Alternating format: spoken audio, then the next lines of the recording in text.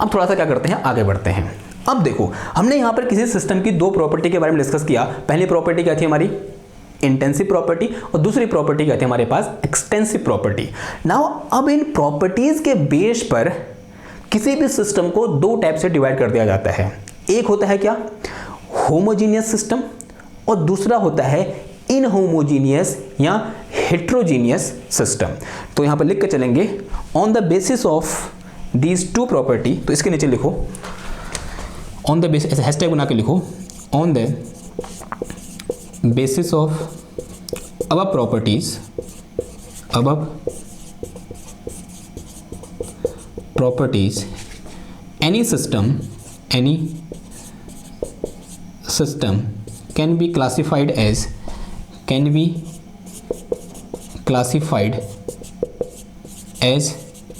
homogeneous system,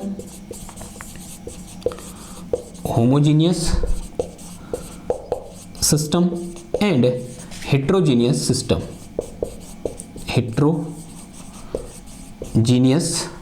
heterogeneous को हम इनहोमोजीनियस ही बोलते हैं, हेट्रोजीनियस सिस्टम, और इसको हम क्या बोल देंगे, इनहोमोजीनियस सिस्टम, होमोजीनियस सिस्टम। ठीक है, किसी भी सिस्टम को हम दो टाइप से डिवाइड कर सकते हैं, एक होमोजीनियस सिस्टम और दूसरा इनहोमोजीनियस सिस्टम। नाउ क्वेश्चन ये आता है कि what is homogeneous system and what is heterogeneous और इनहोमोजीनियस सिस्टम। तो वही क्या रहेगा, हमारा नेक्स्ट एम रहेगा कि डिफाइन होमोजीनियस एंड इनहोमोजीनियस सिस्टम। तो सबसे पहले किसको डिफाइन करेंगे, हम होमोजीनियस सिस्टम को डिफाइन करेंगे। तो हेडिंग डालो क्या, होमोजीनियस सिस्टम। हेडिंग क्या हो जाएगी, होमोजीनियस सिस्टम। हेडिंग लिखो होमोजीनियस सिस्टम। एक बार थोड़ा सा किताबी डेफिनेशन लिखाऊं, तो जैसे इसको ऐसे बोलते हैं कि ए सिस्टम विच, या बोलते हैं if the intrinsic properties of system are continuous with position. क्या बोल रहा हूं मैं, इफ, तो पहले लिख के चलेंगे इसको, ठीक है, बेहतर तरीके से समझाऊंगा, लेकिन थोड़ा बहुत वहां भी जाना, जो क्या बोल सकते हैं हम, परंपरागत डेफिनेशन होती है ना, कभी कभी उनको हम अडॉप्ट करना पड़ता है। ठीक है, नंबर उन्हीं से आते हैं तो लिख के चलो कि इफ प्रॉपर्टीज ऑफ सिस्टम, या फिर इंट्रिंसिक प्रॉपर्टी ऑफ सिस्टम, ऐसा लिखो, if intrinsic properties of system, properties, intrinsic property का मतलब प्रेशर, डेंसिटी, टेम्परेचर, उनकी बात हो रही है। If intrinsic properties of system are continuous with position, then the system is called homogeneous system. Then the system is called homogeneous system। देखो, इसी definition को मैं ऐसे लिखा सकता हूं आपको, मैं थोड़ा और बेहतर, मतलब आपको अच्छा फील आएगा। इसको ऐसे लिखो कि if intrinsic properties are, if intrinsic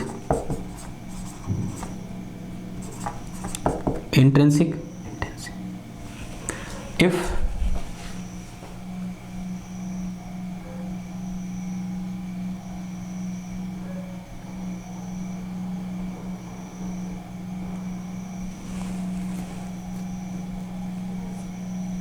एक मिनट है, कुछ गड़बड़ कर देगा मैंने, ओके, एक मिनट वेट करो, देखो क्या गड़बड़ हो रही है।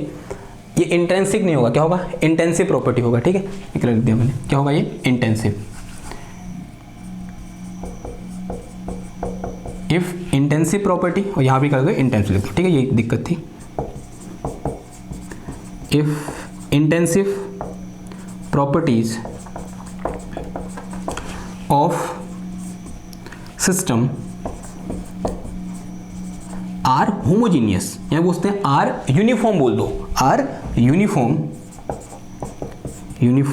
Through out, then system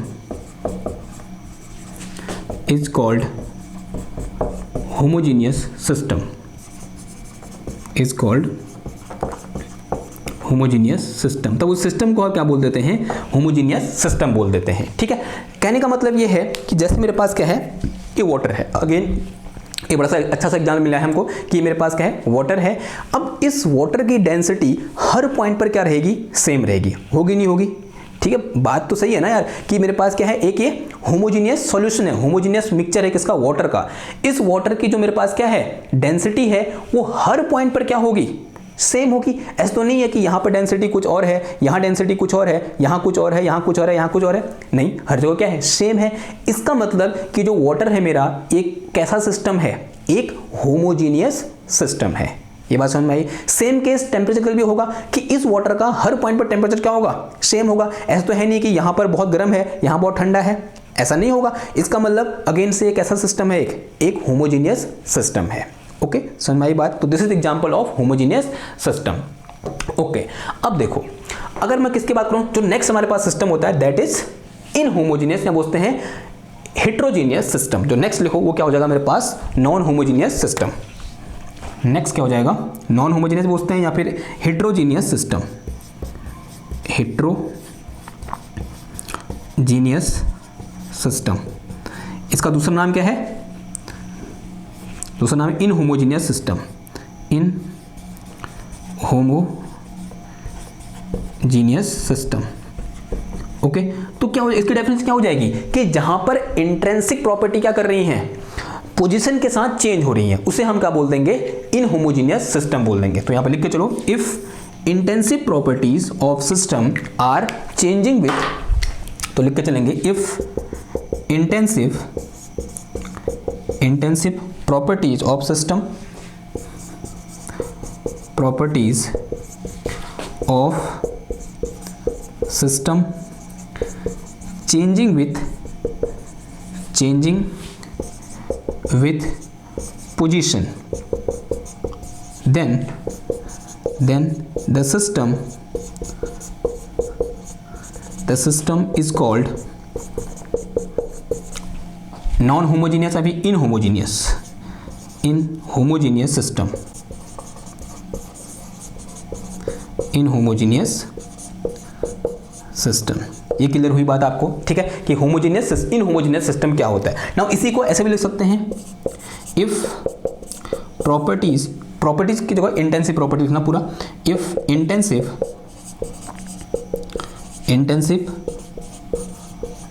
properties of system are non-uniform,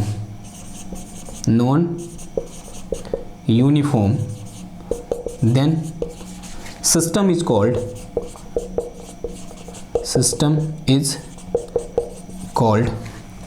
non-homogeneous, अभी inhomogeneous,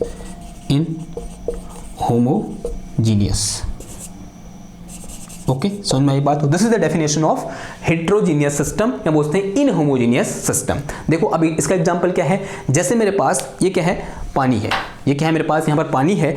अगर इस पानियों में क्या डाल दूँ, रेत डाल दूँ, क्या डाल दूँ, रेत, या पत्थर के कुछ टुकड़े डाल दूँ, या बोल सकते हैं एसिड डाल दूँ, उसमें बहुत अच्छी तरह से सॉल्युबल ना हो, तो क्या होगा कि हर पॉइंट पर डेंसिटी क्या हो जाएगी, चेंज हो जाएगी, नहीं हो जाएगी, आंसर आज हो जाएगी। हर पॉइंट पर लगने वाला प्रेशर भी क्या हो जाएगा, चेंज हो जाएगा, होगा नहीं होगा, आंसर होगा। अगर मैं थोड़ा रेत डाल दूंगा मैं, तो रेत डालने में रेत नीचे बैठेगी, तो यहाँ प्रेशर क्या होगा, ज़्यादा, और ऊपर प्रेशर क्या होगा, कम। तो रेत डालते ही क्या हुआ, ये जो होमोजीनियस सिस्टम है किसमें चेंज हो गया, इन होमोजीनियस सिस्टम में क्या हो गया, यहाँ बोलते हैं हेट्रोजीनियस सिस्टम में क्या हो गया, चेंज हो गया। उसी तरीके से एक और अगर मैं अच्छा एग्जाम्पल यहाँ पर दिखाऊँ, तो देखो ये मेरे पास क्या है, यहाँ पर ये उजाला है या नहीं है, मतलब नील है, इसका कलर कैसा होता है, नीला होता है। तो अगर मैं क्या करूं, इसमें छेद हो रखा ना, अगर मैं क्या करूं, अगर अभी मेरे पास ये जो लिक्विड है, या बोलते हैं ये जो सिस्टम है, कैसा सिस्टम है, एक होमोजीनियस सिस्टम है। क्यों, क्योंकि इसकी जो इंटेंसिव प्रॉपर्टी है वो थ्रू आउट द सिस्टम क्या है, सेम है। अब देखो जैसे मैं इसको क्या डालूंगा, ये डालूंगा, रंग डालूंगा, देखो जो कलर होता है ना, colour is also intensive property. जो कलर वाले यहाँ पर जो पोर्शन था उसमें एक चीज और लिख दो, यहाँ पर मैंने कंडक्टिविटी लिखी, कलर भी लिख दो। एक और यहाँ पर एग्जाम्पल क्या होता है, कलर, जो कलर होता है वो भी कैसी प्रॉपर्टी होती है, एक इंटेंसिव प्रॉपर्टी होती है। ठीक है, which is very very important, you have to note it. ठीक है, मैंने उस समय नहीं बताया क्योंकि दिमाग से हट जाता है, लेकिन जैसे कलर मेरे सामने आया मेरे को ये समझ में आया कि colour is also intensive property, यानी कलर भी क्या रहेगा किसी भी सिस्टम के लिए थ्रू आउट, मतलब उसके मास पर डिपेंड नहीं करेगा। ठीक है, ये बात तो समझ में आ ही रही होगी ना आपको।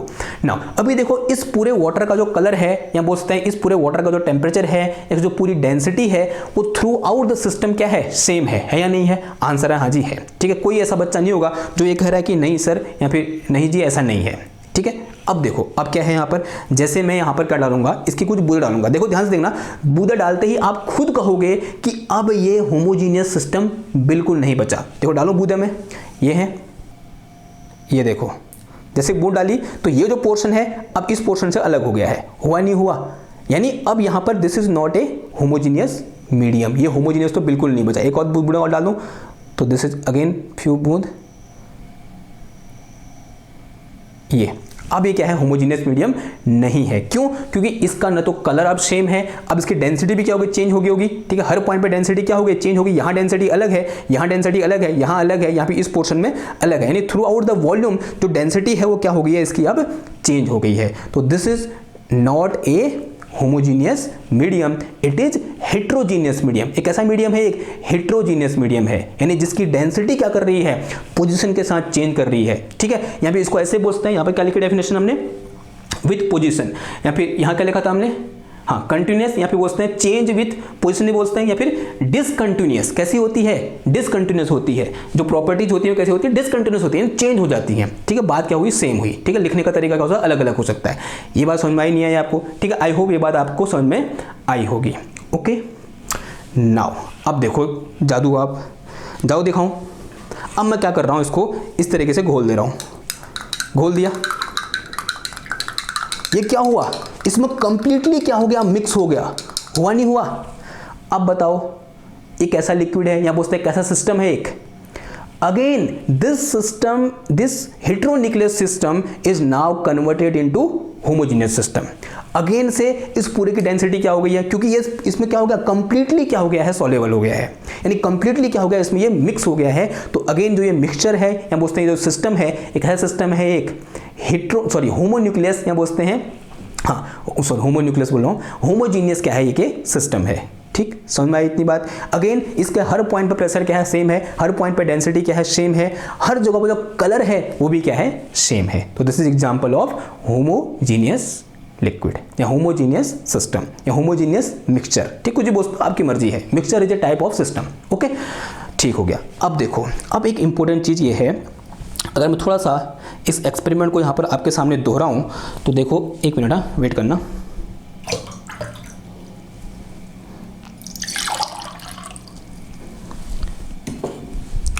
मैं पहले कुछ लाइनें लिख रहा हूँ, उस लाइनों को लिखने के बाद आपको कुछ इंपॉर्टेंट चीज़ मैं समझाऊंगा। यहाँ पर देखो लाइनें क्या हैं, हम ऐसा ही बोल सकते हैं कभी कभी, या फिर कुछ ऐसा हम बोलते हैं, यहाँ तक लिख देना, इसका ले लो, मैं कुछ चीज़ें मिटा रहा हूँ, ये वाली चीज़ें मिटा रहा हूँ मैं।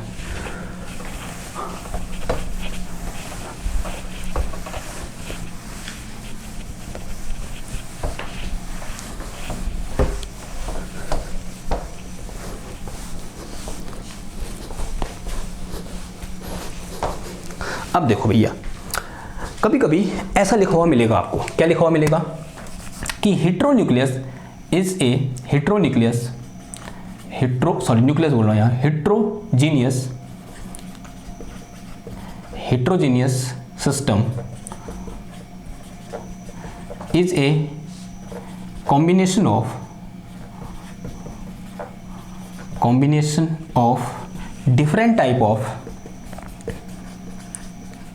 different type of homogeneous system,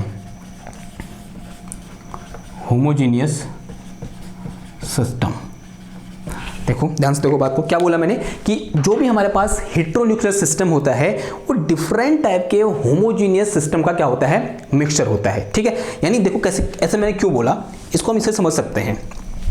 अगर मैं थोड़ा सा इसमें और नील डालूं, ये क्या है मेरे पास, एक होमोजीनियस सिस्टम है, एक प्योर होमोजीनियस सिस्टम है। ठीक है, वाटर क्या है मेरे पास, एक प्योर होमोजीनियस सिस्टम है। मैं इसमें क्या डाल रहा हूँ, कुछ उजाला की बूंद डाल रहा हूँ, डालो बूंदे। देखो मैं एक बूंद डालूँ, ध्यान से देखना बात को,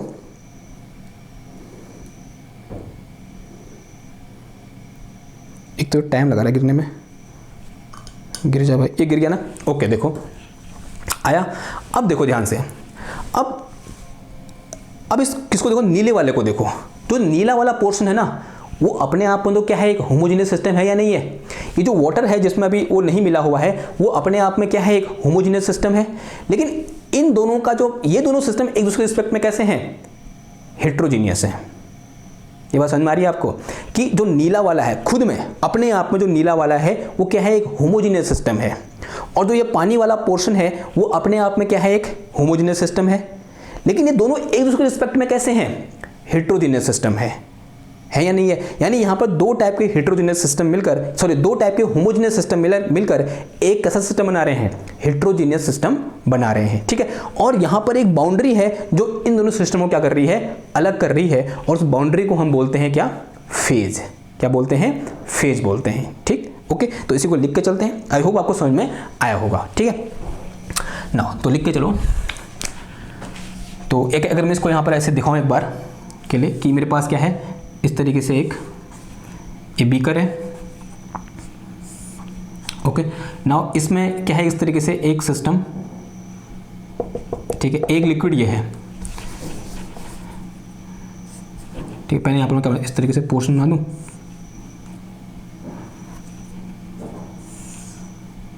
ओके। देखो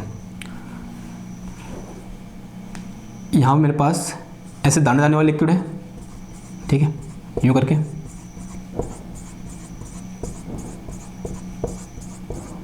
और यहाँ मेरे पास है डेड सॉलिड लिक्विड है, ओके। जो दाने वाला है वो किसको दिखा रहा है, नील को दिखा रहा है। किसको, जो नील जो उजाला हमने इसमें डाला था, ठीक है। और जो ये डेडस वाला किसको दिखा रहा है, पानी को दिखा रहा है। ये किसको दिखा रहे हैं, पानी यानी वाटर को दिखा रहा है, ठीक है। बात समझ में आई, ओके ना। और इन दोनों के बीच का जो सेपरेशन है बोलते हैं, जो इन दोनों को अलग कर रहा है, ठीक है। वो इमेज जो वहाँ पर दिख रही है तो बाउंड्री टाइप की दिखेगी। अगर आप खुद करोगे ना एक्सपेरिमेंट तो आपको बाउंड्री दिखेगी कि जो उन दोनों को क्या कर रही है, अलग अलग कर रही है। तो मिक्स हो गया थोड़ा बहुत, लेकिन थोड़ा बहुत बचा है। देखो वहाँ पर क्या है, कुछ ना कुछ बाउंड्री आपको देखने को मिलेगी जो क्या कर रहा है, उसको अलग कर रहा है, ठीक है। ऐसा हो रहा है, नहीं हो रहा है, आंसर है हाँ जी हो रहा है, ठीक है। यानी वहाँ पर आपको स्पष्ट एक बाउंड्री दिख रही होगी जो नीले को सफ़ेद से क्या कर रही है, अलग कर रही है। और मैंने वहाँ पर एक ब्रॉड या मुझसे एक एग्जेजरेटेड मैंने यहाँ पर डायग्राम आपको दिखा दिया कि ये जो बाउंड्री है इसे हम क्या बोलते हैं, फेज बोलते हैं, ठीक है। तो फेज क्या करता है, किन्हीं दो होमोजेनियस मीडियम को अलग करता है, ठीक, समझ में। दिस वन इज फेज, इस बाउंड्री को हम क्या बोल देते हैं, फेज बोल देते हैं, ठीक। तो अगर इसको हम डिफाइन करना चाहेंगे तो क्या लिखा, heterogeneous system is a combination of different type of homogeneous system. यहाँ पर मैंने सिर्फ दो टाइप के दिखाए, और भी हो सकते हैं यहाँ पर, ओके। बात समझ में आई आपको। मैं अगर मैं इसका थोड़ा पत्थर डाल दूँ तो वो भी एक सिस्टम है, थोड़ा मैं पानी की सॉरी तेल की बूंदें डाल दूँ वो भी क्या है, एक सिस्टम है। अभी तेल की बूंदें यहाँ पर है नहीं तो मैं आपको दिखा नहीं सकता, लेकिन आप अपने घर में कर सकते हो। इसमें दो बूंद तेल के डाल दो तो अलग तैरेंगे अभी, ठीक है, समझ में आई बात, ओके। और यहाँ पर इस बाउंड्री पर क्या होगी, डिसकंटिन्यूटी होगी, है या नहीं है। इस बाउंड्री पर क्या होगी, डिसकंटिन्यूटी होगी हमेशा। यानी यहाँ पर हमेशा मीडियम कैसा होगा, डिसकंटिन्यूअस होगा, या बोलते हैं इनहोमोजेनियस होगा। कहाँ पर, इस बाउंड्री पर, ठीक, वहाँ पर आपको दिखेगा भी, ठीक, इस तरीके से। नाउ तो this is our homogeneous and non homogeneous, बोलते हैं इनहोमोजेनियस सिस्टम। इसमें हमने क्या कर लिया, बहुत ज़्यादा डिस्कस कर लिया है, ओके। कोई क्वेश्चन है तो नीचे कमेंट में लिखो, नहीं तो हम क्या करते हैं, आगे बढ़ते हैं, बढ़े आगे, ठीक हो गया। अब यहाँ पर हमने क्या किया, सिस्टम को देखा। अब यहाँ पर कुछ चीज़ें और हमारे सामने आती हैं। जो नेक्स्ट हमारी डेफिनेशन है वो है हमारे पास क्या, सराउंडिंग। हिंट डालो क्या, सराउंडिंग क्या होती है, surrounding.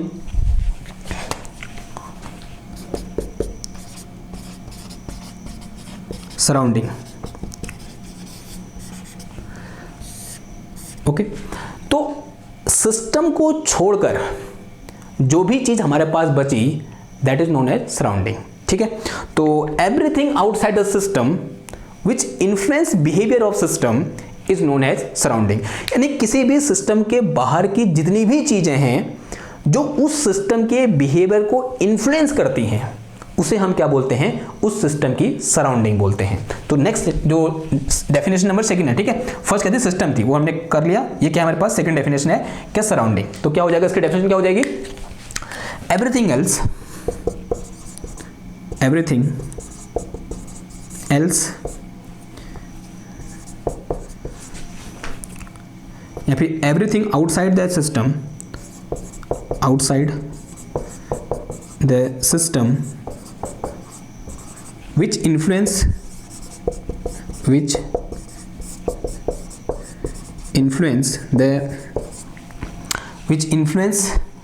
the behavior of system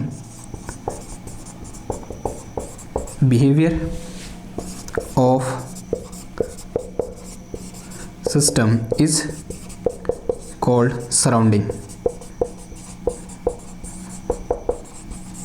उसे हम क्या बोलते हैं? सराउंडिंग बोलते हैं. फॉर एग्जाम्पल अगर मेरे पास क्या है, एक ये नीला वाटर है, इसको मिक्स कर लूँ मैं, इसको होमोजेनियस बना दूँ,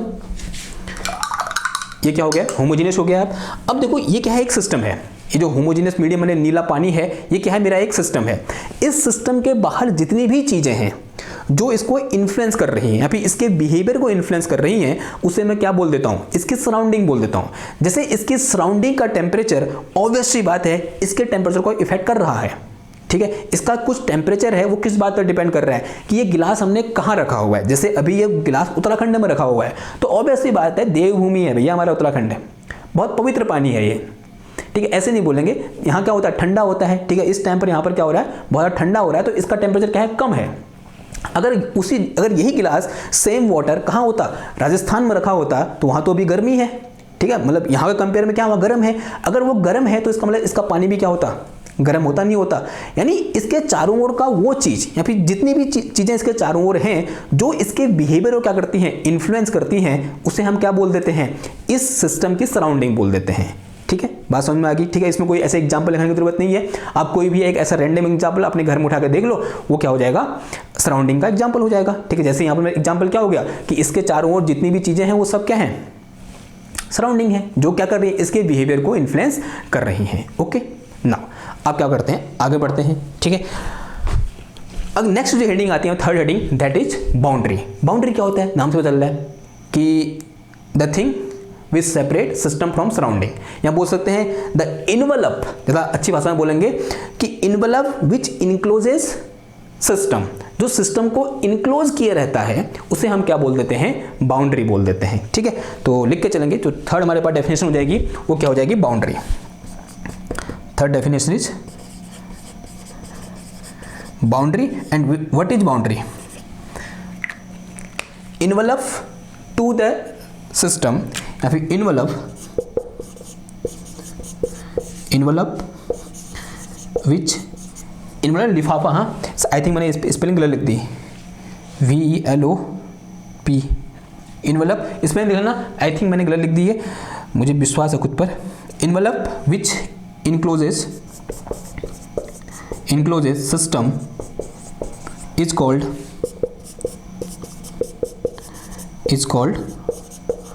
बाउंड्री. उसे हम क्या बोलते हैं? बाउंड्री बोलते हैं. समझ में आई इतनी बात? ठीक है, तो this is our boundary. And now जैसे फॉर एग्जांपल यहाँ मेरे पास क्या है? ये गिलास है. ठीक है, इसमें पानी है. इसको इस पूरे सिस्टम से कौन अलग कर रहा है? ये बॉडी या फिर कांच की बाउंड्री. तो दिस इज बाउंड्री. तो इस केस में ये किसका रोल प्ले कर रही है? बाउंड्री का रोल प्ले कर रही है. समझ में आई बात? तो इस केस में बाउंड्री क्या है? ये गिलास सीट. ठीक है, यहाँ बोलते हैं सिलेंडरिकल शेप जो ग्लास है, ये किसकी तरह बिहेव कर रहा है? अभी बाउंड्री की तरह क्या कर रहा है? बिहेव कर रहा है. This is our boundary in our case. ठीक, तो अगर मैं एक चीज़ होती है, तो this is our physical boundary. इसको हम छू सकते हैं. देखो, इस बाउंड्री को हम छू सकते हैं. छू सकते नहीं? छू सकते? आंसर छू सक रहे हैं. लेकिन कभी कभी बाउंड्री कैसी होती है? इमेजिनरी होती है. फिर बोलते हैं मैथमेटिकल बाउंड्री भी हमारे पास होती है. ठीक है, मैथमेटिकली कोई बाउंड्री हो सकती है. ठीक, ऐसा बोल देंगे कि एक इस रेडियस का एक सर्कल है, इसके अंदर की एयर का हमें क्या करना है? इन्वेस्टिगेशन करना है. तो this boundary is imaginary boundary. तो बाउंड्री कैन बी रियल और इमेजिनरी. एक इंपॉर्टेंट चीज क्या आती है कि बाउंड्री कैन बी रियल और इमेजिनरी. तो लिख के चलेंगे यहाँ पर ऐसा करके पॉइंट बना के. बाउंड्री कैन बी रियल और imaginary. Okay, imaginary. Boundary can be real और इमेजिनरी. बाउंड्री रियल भी हो सकती है और इमेजिनरी भी हो सकती है. नाउ जैसे यहाँ पर बाउंड्री आया और बाउंड्री हमने पढ़ा, क्या कभी कभी क्वेश्चन पूछ लिया जाएगा, क्या ये बाउंड्री सराउंडिंग और सिस्टम के बीच के इंटरेक्शन को रोकती है या होने देती है? ठीक है, क्वेश्चन समझ में आ रहा है आपका कि सिस्टम क्या है, सॉरी बाउंड्री क्या है, जो सिस्टम को इनक्लोज किए रहती है और सराउंडिंग से अलग करती है। क्या किसी भी सिस्टम की बाउंड्री उस सिस्टम के सराउंडिंग के साथ इंटरेक्शन को प्रिवेंट करेगी या उसको बाधित करेगी या फिर रोकेगी या फिर होने देगी? तो इसका आंसर है कभी होने देगी, कभी नहीं होने देगी। और इस क्वेश्चन से हमारे पास दो टाइप के सिस्टम यहाँ पर निकल के आते हैं, एक्चुअली 3 टाइप के सिस्टम निकल के आते हैं। कौन कौन से? आइसोलेटेड सिस्टम और open system and close system. तो नेक्स्ट हेडिंग क्या हो जाएगी? तो on the basis of nature of boundary system are 3 types. On the basis of, तो ये लिख लो, इसको क्या करो, स्क्रीनशॉट ले लो, फिर आगे बढ़ते हैं कि ऑन द बेसिस ऑफ या फिर according to behaviour of boundary या फिर nature of boundary system can be categorise as following.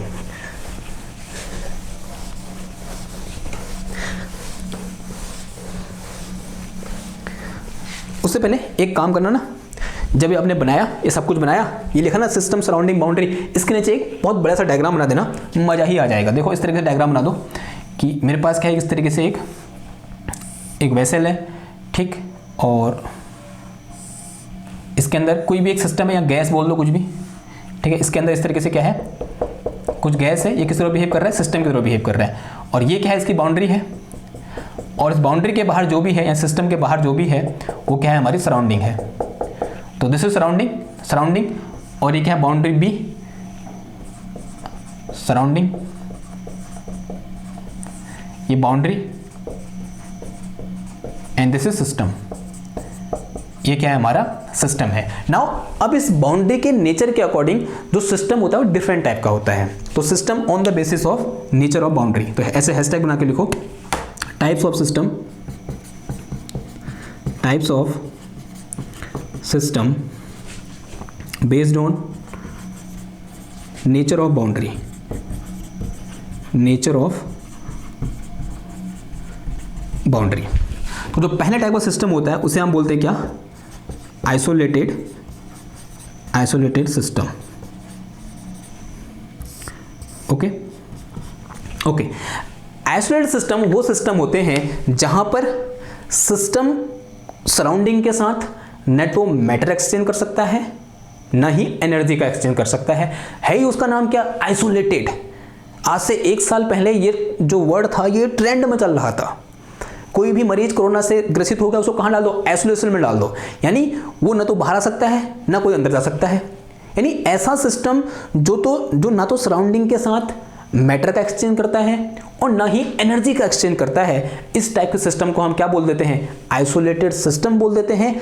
और इस टाइप के नेचर की बाउंड्री को हम क्या बोल देते हैं, आइसोलेटेड बाउंड्री बोल देते हैं। ठीक है, आई बात समझ में। मान लिया हमारे पास क्या है, एक इस तरीके से सिस्टम है, यूं करके डेफिनेशन खुद लिख लेना, मैं सिर्फ सिस्टम बना रहा हूं।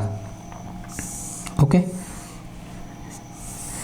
मैंने क्या बनाया, यहां पर एक सिस्टम बनाया, ये क्या है, इसकी बाउंड्री है, और कैसी बाउंड्री है, ये आइसोलेटेड बाउंड्री है। कैसी बाउंड्री है, आइसोलेटेड बाउंड्री, आइसोलेटेड बाउंड्री। ये क्या है, मेरे पास सराउंडिंग है, ये बाहर क्या है, सराउंडिंग है, और अंदर मेरे पास क्या है, ये सिस्टम है। अब इसके यहां से यहां न तो मैटर जा रहा है और ना ही एनर्जी जा रही है, ना तो मैटर जा रहा है और ना ही एनर्जी जा रही है, दोनों में क्या कर दिया मैंने, क्रॉस लगा दिया। कहने का मतलब ये है, ये ऐसा सिस्टम है जिसमें ना तो मैटर एक्सचेंज हो रहा है और ना ही एनर्जी एक्सचेंज हो रही है। तब इस टाइप की जो बाउंड्री है उसे हम क्या बोल देते हैं, आइसोलेटेड बाउंड्री बोल देते हैं। और इस टाइप के सिस्टम को हम क्या बोलते हैं, आइसोलेटेड सिस्टम बोलते हैं। ठीक, क्लियर हुई इतनी बात? ओके, अगर ये बात समझ में आई तो अब इसमें जो डेफिनेशन है, बोलते हैं जो पूरी जो लैंग्वेज है वो खुद लिख लेना। ठीक है, a system which can not transfer matter as well as energy with surrounding is known as isolated system. जो सेकंड टाइप का सिस्टम हो जाएगा वो हो जाएगा मेरे पास क्या, ओपन सिस्टम।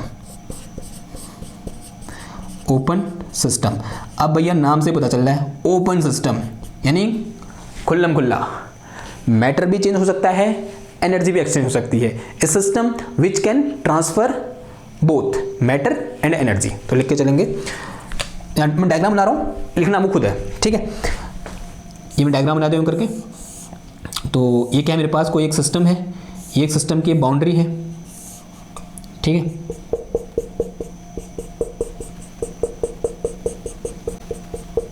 एक इंपॉर्टेंट चीज़ ये है, अगर आप जानना चाहोगे कि कोई एक आइसोलेटेड सिस्टम मेरे को चाहिए तो नहीं मिलेगा आपको, बिकॉज कोई भी दुनिया में कोई भी परफेक्ट आइसोलेटेड सिस्टम होता ही नहीं है। अगर होता ही नहीं है तो ये हमारे पल्ले भी पड़ेगा नहीं, ठीक है। हमारे पल्ले कौन सा सिस्टम पड़ेंगे, ओपन सिस्टम, एंड जो नेक्स्ट सिस्टम आएगा वो पड़ेगा, ठीक है ना। ओपन सिस्टम में क्या होगा, ये क्या है मेरे पास, इसके अंदर क्या है, इस तरीके से ये गैस है या कुछ भी हो सकती है, और ये क्या सराउंडिंग है, और ये बाउंड्री है। यहाँ से क्या हो रहा है, ये हीट और मैटर दोनों को एक्सचेंज करने दे रही है। हीट भी एक्सचेंज हो रहा है और मैटर भी क्या हो रहा है, चेंज हो रहा है। यहाँ हीट बोलता है, एनर्जी बोलता है, ठीक है। ये क्या है मेरे पास, दिस इज मैटर, यहाँ पर क्या हो रहा है, मैटर एक्सचेंज हो रहा है, और यहाँ पर क्या हो रहा है, एनर्जी क्या हो रही है, एक्सचेंज हो रही है। फॉर एग्जाम्पल ये मेरे पास क्या है, थर्मस है, ठीक है, दिस इज माई थर्मस। तो इस थर्मस से मैं इसमें चाय भर भी सकता हूँ, इससे चाय निकाल भी सकता हूँ। और आपने देखा होगा कि ये इससे, हाँ, ये लगभग आइसोलेटेड होता है ना, लेकिन परफेक्ट आइसोलेटेड नहीं होता है। अगर इसका ढक्कन खोल दूँ तो now it is not a isolated. ढक्कन खोल के, ठीक है, ढक्कन खोल दिया मैंने, तो ढक्कन खोला मैंने, इसके अंदर हवा जा रही है, बोलते हैं इसके अंदर का टेम्परेचर बाहर कलर के साथ मिक्स हो सकता है। आई बात समझ, यानी इससे जो हीट है वो बाहर निकल सकती है, एनर्जी बाहर निकल सकती है। आंसर है हाँ जी, निकल सकती है। यानी इसके अंदर रखी हुई गर्म चाय ठंडी हो सकती है। इसका मतलब उसकी जो हीट है या उससे एनर्जी है वो क्या होगी, बाहर निकल गई। और मैटर तो हम बाहर निकाल सकते हैं, ऐसे इसको पानी उड़ेल सकते हैं ना इसका, चाहे हम किस में, कप में। तो this is a example of open thermos. Open thermos मतलब खुला हुआ thermos is a example of our open system. किसका एग्जाम्पल है, ओपन सिस्टम एग्जाम्पल है। और बेहतर क्या हो सकता है, ये glass, this is example of A open system. किसका एग्जाम्पल है, ये ओपन सिस्टम का एग्जाम्पल है। अगर मैं उसमें गर्म चाय डालूंगा और उसमें बाहर से हाथ लगाऊंगा तो मेरे को उसकी गर्मी का आभास होगा, यानी वहाँ पर क्या हो रही है, एनर्जी ट्रांसफर हो रहा है, और चाय तो मैं इससे पी ही सकता हूँ, ठीक। तो this is example of our open system. Clear हुई इतनी बात, यानी मैटर और एनर्जी दोनों क्या हो सकती हैं, एक्सचेंज हो सकती है। जो थर्ड सिस्टम होता है वो होता है हमारे पास क्या, क्लोज सिस्टम, ठीक है। स्क्रीनशॉट ले लो, फिर आगे बढ़ते हैं, बात करते हैं किसकी, क्लोज सिस्टम की।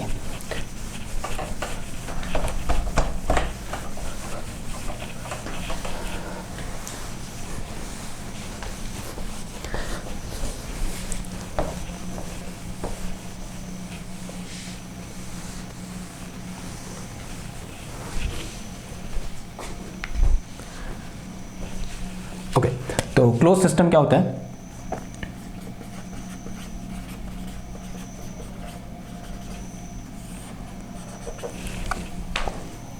यानी a system which allow only transfer of energy, यानी जो सिर्फ किसका, एनर्जी का ट्रांसफर करता है, या बोलते हैं सराउंडिंग के साथ सिर्फ और सिर्फ एनर्जी का ट्रांसफर करता है, उसे हम क्या बोल देते हैं, क्लोज सिस्टम बोल देते हैं। यानी उससे मैटर बाहर नहीं जा सकता, सिर्फ और सिर्फ क्या बाहर जाएगा, एनर्जी बाहर जाएगी, ना कि मैटर, ठीक। समझ में आई बात, तो उसको लिख के चलेंगे, या लिख के चलेंगे, डायग्राम बनाते हैं, समझते हैं फिर इसको। ओके, मैंने मान लिया मेरे पास ये क्या है, एक सिस्टम है, और इसके अंदर क्या है, कुछ ना कुछ, ये इसकी बाउंड्री है,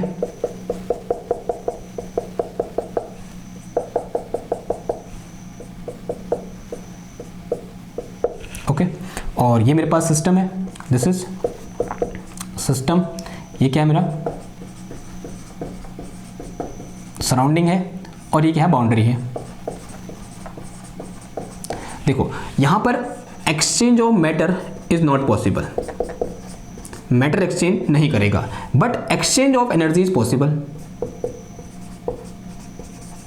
एनर्जी क्या हो सकती है, एक्सचेंज हो सकती है, लेकिन मैटर एक्सचेंज नहीं होगा। इस टाइप के जो सिस्टम है उसे हम क्या बोल देते हैं, क्लोज सिस्टम बोल देते हैं, ठीक है। इजी डेफिनेशन थी, कोई यहाँ पर आपको दिक्कत नहीं होनी चाहिए, ठीक है। तो यहाँ पर हमने क्या पढ़ लिया, तीन टाइप के सिस्टम पढ़ लिए, एक क्या, क्लोज सिस्टम, एक ओपन सिस्टम, और एक हमने क्या पढ़ लिया यहाँ पर, आइसोलेटेड सिस्टम पढ़ लिया। अब यहाँ पर एक क्वेश्चन आता है, जैसे हमने किसकी बात करी, एक्सचेंज ऑफ एनर्जी की बात करी। नाउ एक्सचेंज ऑफ एनर्जी कैसे कैसे हो सकता है, पहला तो हो सकता है क्या, थर्मल ट्रांसफर, ठीक है, किससे, थर्मल ट्रांसफर करके। दूसरा हो सकता है किससे, बाय डूइंग वर्क, ठीक है। समझाता हूं, देखो कैसे, वे टू ट्रांसफर एनर्जी, सिर्फ जहां पर एनर्जी का ट्रांसफर होगा, way to transfer energy, way to transfer energy, transfer energy. जो पहला रास्ता है वो होता है हमारे पास क्या, thermal transfer. Thermal transfer, thermal transfer,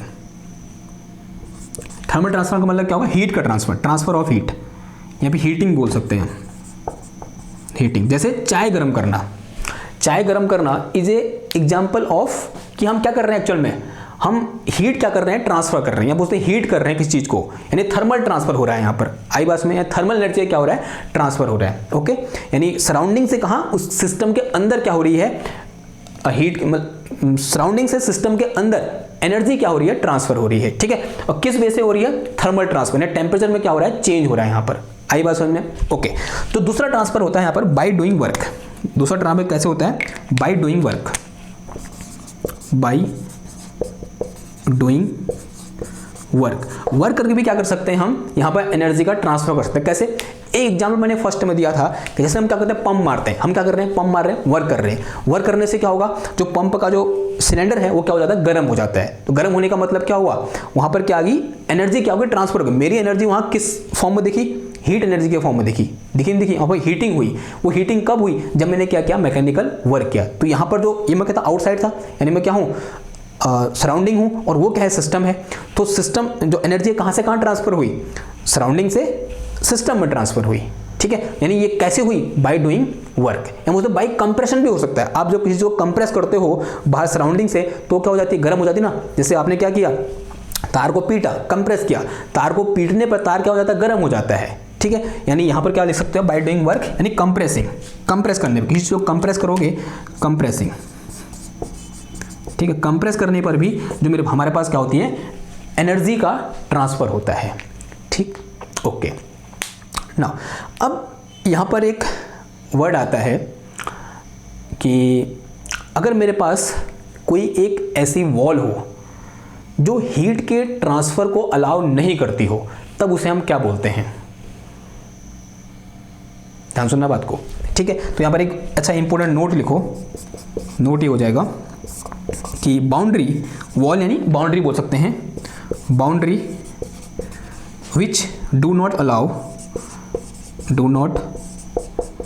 allow transfer of thermal transfer of energy, thermal transfer of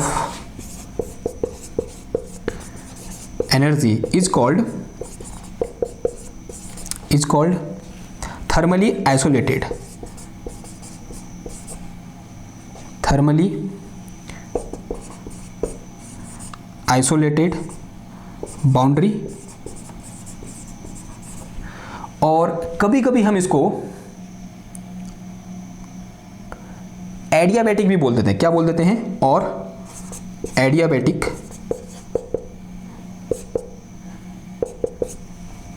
adiabatic boundary, and the system is called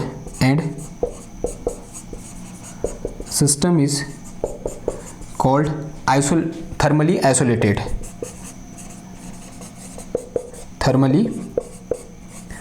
isolated, ठीक है, एक इंपॉर्टेंट चीज है। आखिर क्या होगी, इन सब चीजों में हम आगे करेंगे, डिस्कस करेंगे, लेकिन फिलहाल के लिए आपको समझ में आना चाहिए कि जब भी मैं एडियाबैटिक वॉल की बात करूंगा, यानी वहां पर थर्मल ट्रांसफर ऑफ एनर्जी नहीं हो रहा है, यानी वहां पर हीटिंग नहीं हो रही है। अगर आप अपनी केतली में एडियाबैटिक बाउंड्री लगाओगे और उसको चूल्हे पर रखोगे तो आपकी चाय गर्म नहीं होगी। ठीक है, तो this is a very very important thing, you have to note it. एक यहां पर एक चीज और आती है कि जो एनर्जी ट्रांसफर को, जो हीट ट्रांसफर को, या बोल सकते हैं थर्मल ट्रांसफर ऑफ एनर्जी को अलाउ करती है, उसे हम क्या बोलते हैं, उसे हम बोलते हैं डायाथर्मिक। ठीक है, तो ये कुछ वर्डिंग है यहां पर कि boundary which allow thermal transfer of energy, boundary which allows thermal transfer of energy, thermal transfer of energy is called diathermic wall या डायाथर्मिक बाउंड्री, ठीक है, उसे हम क्या बोलते हैं, डायाथर्मिक बाउंड्री बोलते हैं, ठीक। ओके, तो ये क्या हो गया हमारे पास टाइप यहाँ तक, ठीक है। These are types of system on the basis of nature of boundary, ठीक है। तो आई होप आज का लेक्चर आपको समझ में आया होगा, ठीक है। जैसे कि आपने कहा था कि भैया लाओ थर्मोडायनेमिक्स में लेक्चर लाओ, थर्मोडायनेमिक्स पढ़ेंगे, फिर उसके बाद स्टैटिस्टिकल मैकेनिक्स पढ़ेंगे, फिर उससे पहले एक बार काइनेटिक थ्योरी ऑफ गैसेस में हम थोड़ा कूच करेंगे। लेकिन ये अगर हमने स्टार्ट कर लिया है तो आपको पता है जो चीज़ मैं स्टार्ट करता हूँ उसे मैं आधा कभी नहीं छोड़ता हूँ। उसका एग्जाम्पल क्वांटम मैकेनिक्स और क्या कहते हैं उसका नाम, सॉलिड स्टेट थर्मो, वो क्या है हमारे पास, इलेक्ट्रोडायनेमिक्स, इसका एग्जाम्पल है, आप देख सकते हो वहाँ पर जो नंबर ऑफ लेक्चर है। तो एक बार मैंने स्टार्ट कर दिया है, अब क्या रहेगा, जब तक खत्म नहीं होगा मैं नहीं छोड़ूंगा। पर मुझे क्या चाहिए, आप लोगों का साथ चाहिए, और मुझे पता है आप लोग मेरा साथ दोगे। तो इसलिए चलो क्या करें, शेयर करिए और चैनल को सब्सक्राइब करिए और अपने दोस्तों को बताइए कि यहाँ पर जो थर्मोडायनेमिक्स है उससे रिलेटेड एक बहुत बेहतरीन कंटेंट आपको मिल रहा है। तो अब नेक्स्ट लेक्चर में आगे की बातें करेंगे, हम स्टेट ऑफ सिस्टम की बात करेंगे, जो कि अगेन क्या होने वाला है, एक इंपॉर्टेंट लेक्चर होने वाला है। तो मिलते हैं आपसे नेक्स्ट क्लास में एक और नए टॉपिक के साथ, तब तक थैंक यू, धन्यवाद, बाय बाय।